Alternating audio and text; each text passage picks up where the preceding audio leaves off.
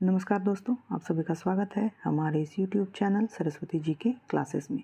दोस्तों, आज की क्लास में मैं आप लोगों के लिए लेके आई हूँ झारखंड सीजीएल के लिए खोरठा का कुछ सेट, जिसको आज हम लोग स्टार्ट करेंगे और थोड़े थोड़े प्रश्नों के द्वारा हम अपना प्रैक्टिस करेंगे। तो आइए शुरू करते हैं। और ये जो मैंने सेट लिया है ये शिवांगन के द्वारा जो पब्लिश किया गया है, छांटले छांटल खोरठा, उसका ये पहला सेट है। तो आइए शुरू करते हैं। आज की क्लास में हम लोग 50 प्रश्न देखेंगे और नेक्स्ट क्लास में फिर हम इसके बाकी के 50 प्रश्न देखेंगे और इस तरह से सेट को हम लोग धीरे धीरे आगे बढ़ाते जाएंगे। तो आइए शुरू करते हैं आज की क्लास। तो ये मॉडल प्रैक्टिस सेट 1 है, जैसा कि आप देख सकते हैं। इसमें जो सबसे पहला प्रश्न है ये पूछा गया है कि एक वचन से बहुवचन बनवे में कौन प्रत्यय प्रयोग हवे है।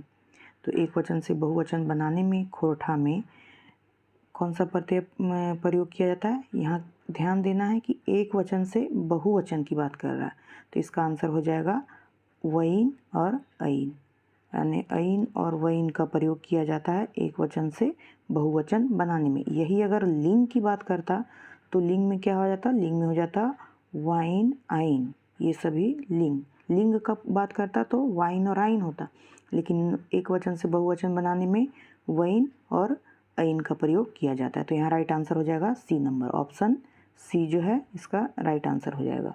ठीक है, नेक्स्ट है कौनटा बहुवचन वाची प्रत्यय नाय लागे। यहाँ पूछ रहा है कि कौनटा बहुवचन वाची प्रत्यय नाय लागे। तो यहाँ इसका आंसर क्या हो जाएगा, तो इसका आंसर यहाँ पे हो जाएगा औटी।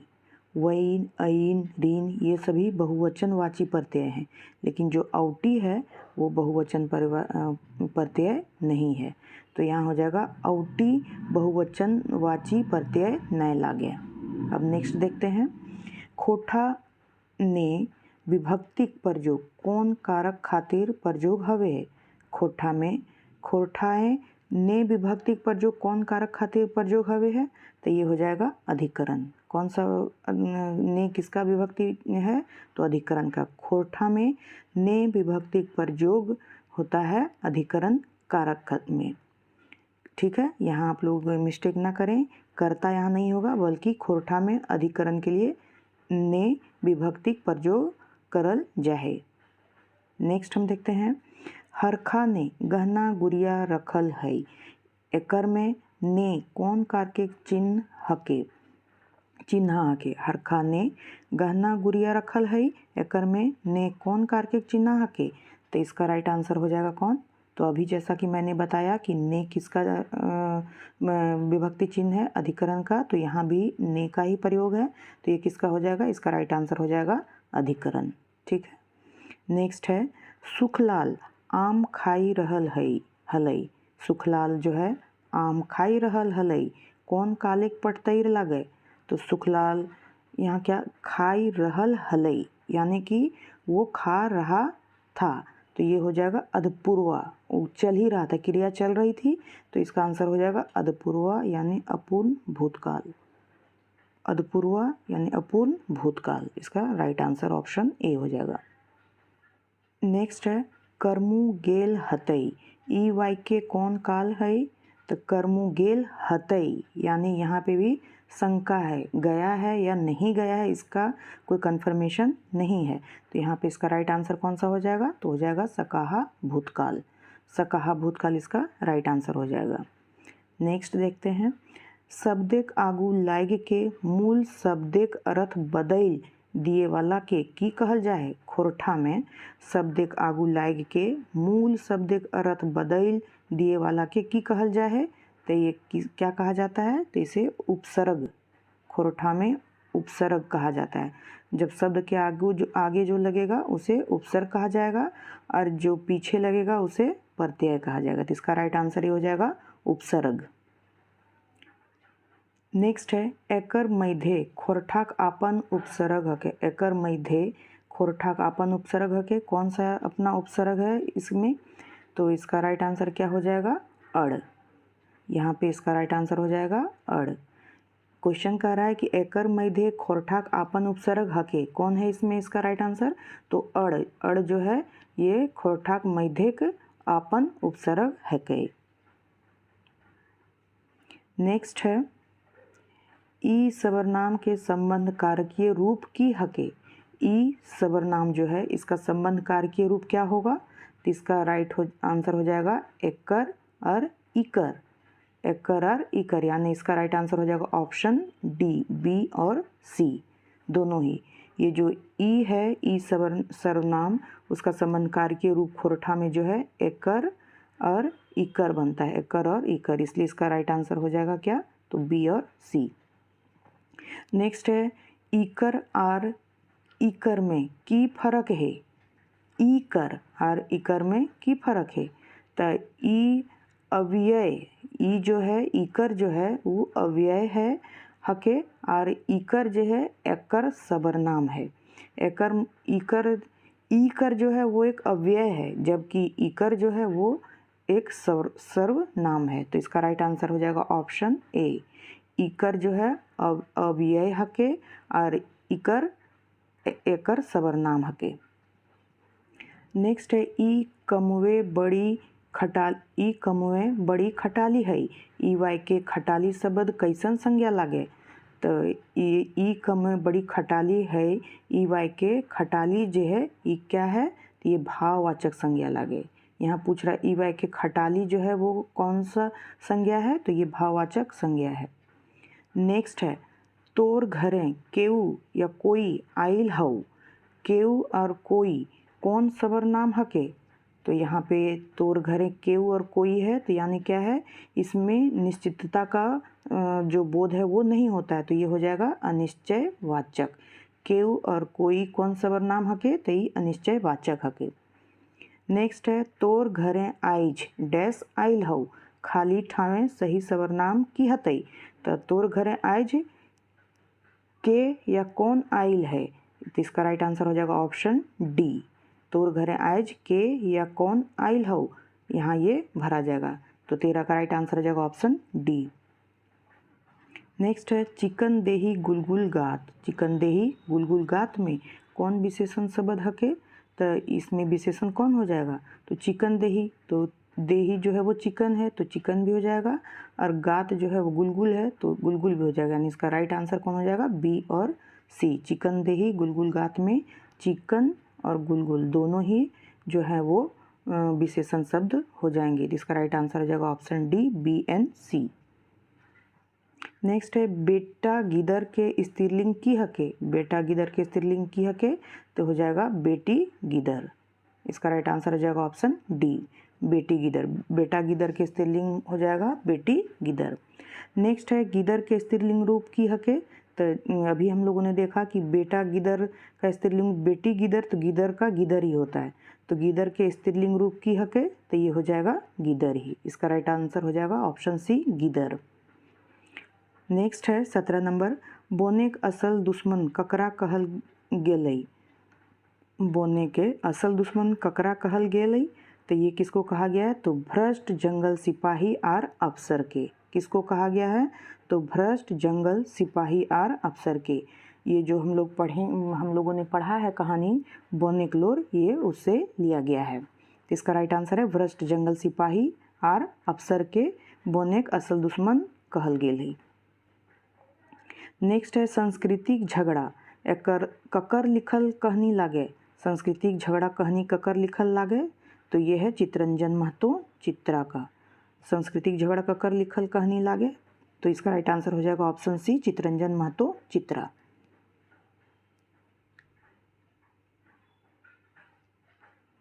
नेक्स्ट है सांस्कृतिक झगड़ा कहानी में मुख्य पात्र के है, तो इसका राइट आंसर हो जाएगा कौन सा, तो सनातन संस्कृति और आधुनिक संस्कृति। सांस्कृतिक झगड़ा कहानी में मुख्य पात्र कौन है, तो सनातन संस्कृति और आधुनिक संस्कृति, इसका राइट आंसर हो जाएगा ऑप्शन सी। नेक्स्ट है छगन साव कौन कहानिक पात्र लागे, तो छगन साव जो है वो कौन कहानिक पात्र है, तो ये है छाइहर। छाइहर का पात्र है छगन साव। नेक्स्ट है कहानी में छाइहर ककरा कहल गेल है। कहानी में छाइहर ककरा कहल गेल है, तो ये कहा गया है शरण संगति के। जो जिस शरण या संगति में होता है उस पर उसका ही प्रभाव पड़ता है या वह उसका व्यवहार विचार सब उसी प्रकार का हो जाता है। तो ये हम लोगों ने छैहर कहानी में पढ़ा है या आपने पढ़ा भी होगा पहले, तो उसमें आप जानते होंगे कि जिस शरण में या जिस संगति में होता है वो उसी टाइप का हो जाता है। तो इसका राइट आंसर हो जाएगा शरण संगति के। कहानी में छैहर ककरा कहल गेल है तो शरण संगति के। नेक्स्ट है मोहन कैसन आदमी रहे। तो मोहन जो है वो आदर्शवादी और समझदार आदमी रहे। नेक्स्ट है छैहर कहनी गोछे कहनी गुलाम मुख विशेषता हके। छैहर कहनी गोछे कहनी गुलाक मुख विशेषता हके। थोड़ा सा प्रॉब्लम तो होता है खोटा पढ़ने में, इसके लिए मुझे क्षमा कीजिएगा। कह रहा है क्वेश्चन कि छैहर कहनी गोछे कहनी गुलाक मुख विशेषता हके। तो इसका राइट आंसर क्या हो जाएगा? तो इसका राइट आंसर हो जाएगा अनुभव का बखान बेसी और कल्पना कम। छैहर कहानी गोछे जो पूरा कहानी है उसकी मुख्य विशेषता क्या है कि अनुभव का बखान इसमें ज़्यादा है और कल्पना कम है। नेक्स्ट है रेशमी के सहेली के नाम रहे। रेशमी के सहेली के नाम की रहे। तो इसका हो जाएगा सुगिया और हेमिया। सुगिया और हेमिया। नेक्स्ट है घरे घरे घरे खबैर के केन राखे हलिक। घरे घरे खबैर केन राखे हलिक। तो ये थी चानों वाली। चानों वाली जो थी वो घर घर की खबर रखती थी। नेक्स्ट है 26 नंबर छुआछूत जैसन बेजाय रीत ऊपर लिखल कौन लागे। तो ये कौन सा हो जाएगा? ये हो जाएगा ओद दीदा। छुआछूत जैसन बेजाय रीत ऊपर लिखल कहनी लागे ओद दीदा। नेक्स्ट है 27 नंबर मानुषाली भाव यानी संवेदना ऊपर लिखल सबले कहनी सोंध माटी किताबें कौन टहके। ये जो कह रहा है कि मनुशाली भाव यानी संवेदना पर के ऊपर लिखल सबले कहनी सोंध माटी किताब कौन टहके। तो ये क्या हो जाएगा? ये हो जाएगा ओद दीदा। संवेदना पर लिखा हुआ ओद दीदा। नेक्स्ट है दामोदर नौकरी कौन शहर में करे हेल। तो दामोदर नौकरी कौन शहर में करे हेल। तो ये हो जाएगा इसका राइट आंसर धनबाद। दामोदर नौकरी कौन शहर में करे हेल। तो ये धनबाद में करता था। नेक्स्ट है दामोदर कर छवो भाई काम करे कहाँ गेल रहे। दामोदर कर छवो भाई काम करे कहाँ गेल रहे। तो ये चंदर नगर।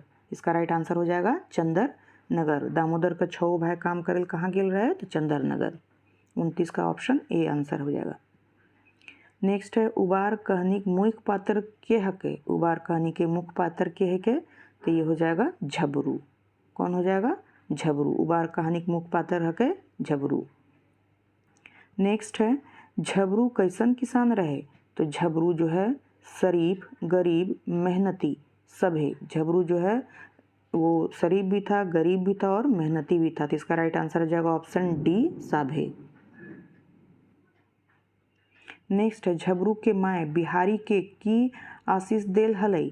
तो झबरू के माय बिहारी के आशीष देल हलई कि बिहारी के पुलिस इंस्पेक्टर बने की यानी पुलिस इंस्पेक्टर बनने का आशीष दी थी बिहारी की माँ ने। बिहारी को दी थी झबरू की माँ ने। झबरू की माँ ने यानी बिहारी की दादी ने। नेक्स्ट है बिहारी झबरू के रहे। तो बिहारी झबरू का बेटा था। बिहारी कौन था? तो झबरू का बेटा। Right option B. नेक्स्ट है बिहारी के पढ़े में तेज रहे चलते गाँव केकर ईर्खा डा हवो हलैन।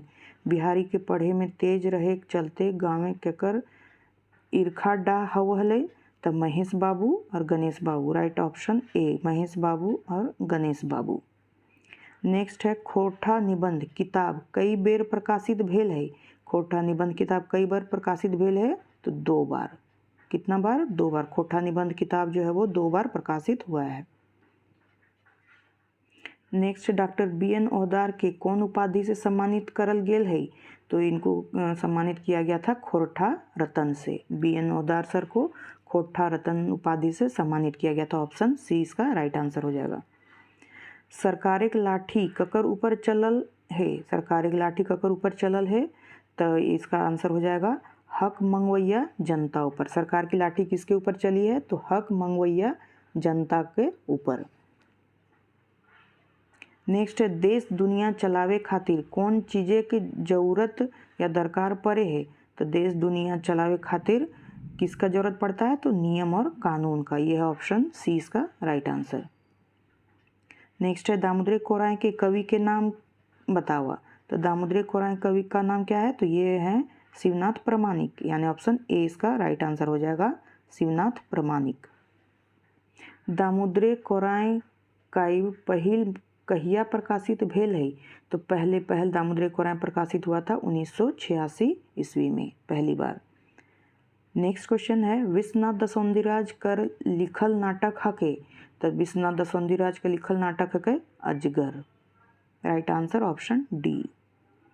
खोरठा लोकगीते सीता के कौन रूपे चित्रण करल गेल है। सीता का चित्रण किस रूप में किया गया खोरठा लोकगीत में, तो इनका किया गया साधारण झारखंडी नारी रूपे। किस रूप में, तो साधारण झारखंडी नारी रूपे, यानी ऑप्शन सी हो जाएगा 42 का राइट आंसर। 43 लोकगीते साहित्यिक गुण के अभाव रहे, लोक भावना फुरछाव हवे है, संगीतात्मकता के अभाव हवे है, कपोल कल्पना रहे। तो लोकगीते इसका राइट आंसर क्या हो जाएगा, लोक भावना फुरछान हवे है। लोकगीत में लोक भावना को दिखाया जाता है या बताया जाता है। नेक्स्ट क्वेश्चन है खोजा खेजतई जा रे, पूछा पूछते जा कोंदे जे ईद फलना के धरा हो। कह रहा है खोजा खोजते जा रे, पूछा पूछते जा कोंदे जे ईद फलना के धरा हो। ई गीतवा कौन पर्वे गावल जा है। तो ये जो गीत है ये गाया जाता है सोहराय पर्व में। कब, तो सोहराय पर्व में। नेक्स्ट है भारतीय चुनावी राजनीति में आवल नैतिक गिरावट ऊपर कौन निबंधों फिंगाठी यानी व्यंग करल गेल है। तो ये किया गया है हम खड़ा हो में। भारत का चुनावी राजनीति में जो नैतिक गिरावट आया उसके ऊपर जो व्यंग किया गया है वो किस कहानी में किया गया खोरठा के, तो हम खड़ा हो में किया गया है। नेक्स्ट है 46 दामोदरी कोराय में कई गो सर्ग या खंड है। तो दामोदरी कोराय में 6 गो सर्ग या खंड है। 46 का आंसर डी हो जाएगा। 47 है दामोदरी कोराय के मधुर काव्य कौन खोरठा विद्वान कहल हत। दामोदरी कोराय के मधुर काव्य कौन खोरठा विद्वान कहल हत। तो ये कहा है ए.के. झा ने। दामोदरी कोराय के मधुर काव्य कौन खोरठा विद्वान कहे हैं। तो ये ए.के. झा जी ने कहा है। इसका राइट आंसर हो जाएगा ऑप्शन बी। 48 है दामोदरी कोराय केर पहला सर्ग की लागई। तो दामोदरी कोराय के पहला सर्ग लागई मेला। राइट आंसर हो जाएगा ऑप्शन ए मेला। नेक्स्ट है 49 नंबर दामोदरी कोराय के आखिरी सर्ग हके। दामोदरी कोराय का आखिरी सर्ग कौन सा है। तो ये है हड़प्पा। हड़प्पा जो है दामोदरी कोराय का आखिरी सर्ग है। पहला है मेला और आखिरी है Harappa. Next and last question है आज का ये कि विधवा कविताएं कवि समाज के की संदेश देल हत। विधवा कविताएं कवि समाज के की संदेश देल हत। तो इसका राइट आंसर हो जाएगा ऑप्शन बी विधवा सबके विदुर जैसने नवा जिंदगी शुरू करे हक मिले चाहिए। तो ये संदेश दिया गया है किसमें, विधवा कविता में कवि के द्वारा। तो ये थे आज के 50 प्रश्न। आज मैंने बहुत दिनों के बाद ये वीडियो जो है वो मैं अपलोड कर रही हूँ। तो आप लोग मुझे बताइएगा कि कैसा रहा। अगर आप लोग इसे पसंद करेंगे तो मैं इसे कंटिन्यू करूँगी। तो फिर मिलते हैं नेक्स्ट वीडियो में, तब तक के लिए धन्यवाद।